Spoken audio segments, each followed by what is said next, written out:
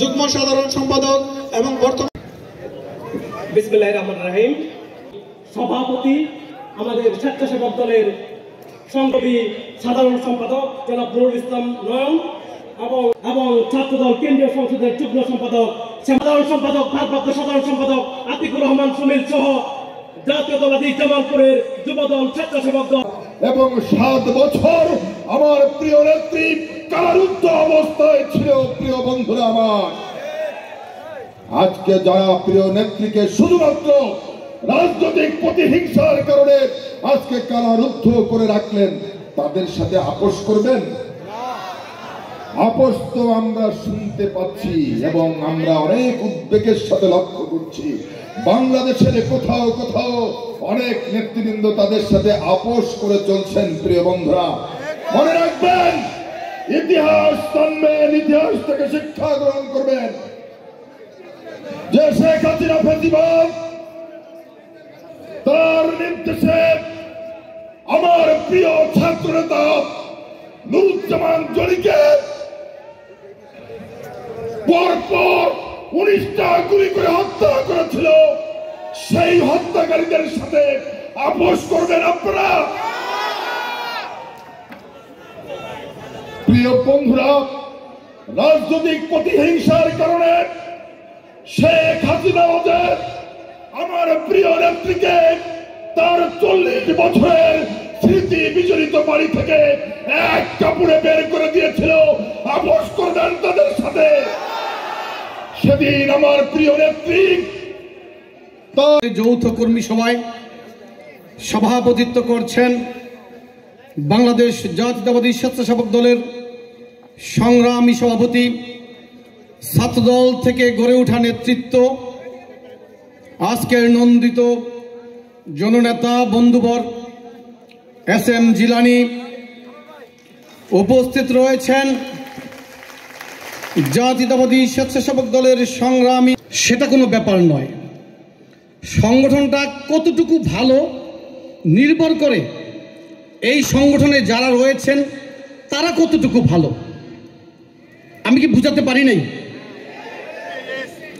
স্বাধীনতা উত্তর এদেশের যুব সমাজ, ছাত্র সমাজ যখন দুর্বৃত্তায়নে বন্দী হয়ে পড়েছিল, যদি ব্যাংক ডাকাতির কথা আলোচনায় আসতো তাহলে মানুষ একটি সংগঠনের দিকে অঙ্গুলি তুলতেন। কোন সংগঠনের প্রতি মনে আছে? ব্যাংক ডাকাতি আর যুবলীগ সমর্থক শব্দে পরিণত হয়েছিল। ঢাকা বিশ্ববিদ্যালয়ে 7 মার্ডার নিয়ে আলোচনা হলে একটি সংগঠনের কথা মানুষের মাথায় আসতো। কোন সংগঠন? অর্থাৎ সব ধরনের অপরাধ আর ছাত্রলীগ, যুবলীগ এগুলো সমর্থক শব্দে পরিণত হয়েছিল।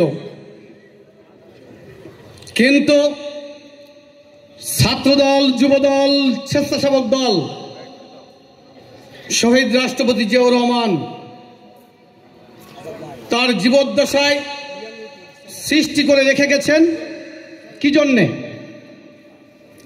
ওই তাদের সাথে পার্থক্য তৈরি করার জন্য। অপরাধের কথা আলোচনায় আসলে যে সংগঠনগুলোর কথা মানুষ মনে করত, সেই সংগঠনের সাথে আপনার আমার যদি পার্থক্য না হলো তাহলে আমরা তো একাকার হয়ে যাব নাকি?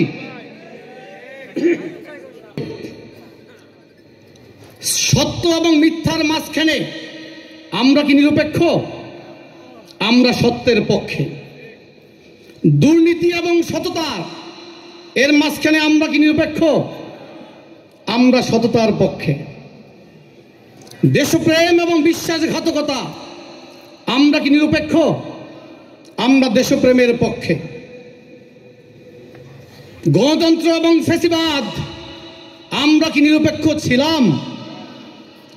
আমরা গণতন্ত্রের পক্ষে ছিলাম।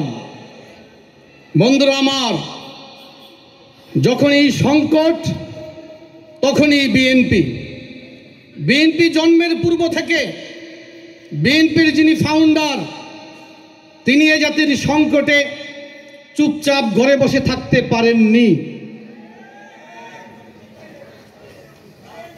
শুধু ওই রিভল্ট বলেই ক্ষান্ত হননি,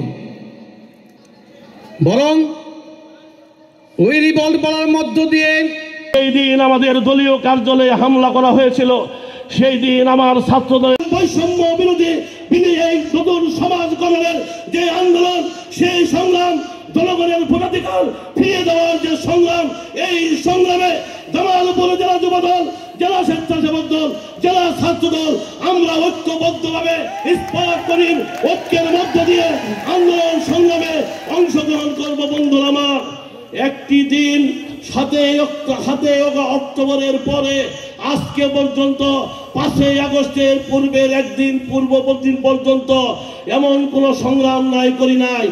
আমরা প্রচার বিমুখ লোক।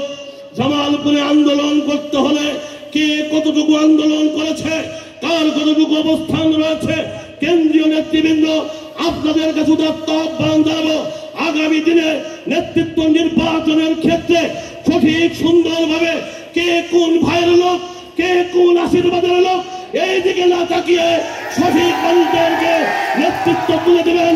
তাদের নেতৃত্বেই সাথে রাজপথে যারা সংগ্রাম করেছে, আন্দোলন করেছে, তাদের মাধ্যমেই আগামী দিনে জামালপুর জেলা যুবদল, জেলা স্বেচ্ছাসেবক দল, জেলা ছাত্র দলে আমরা আপনাদের নেতৃত্বে আন্দোলন সংগ্রামে অংশগ্রহণ করব, এই আশাবাদ ব্যক্ত করে আবার কথা দিচ্ছি, যতই দুঃসময় আসুক আমরা রাজপথে আছি, রাজপথে থাকবো।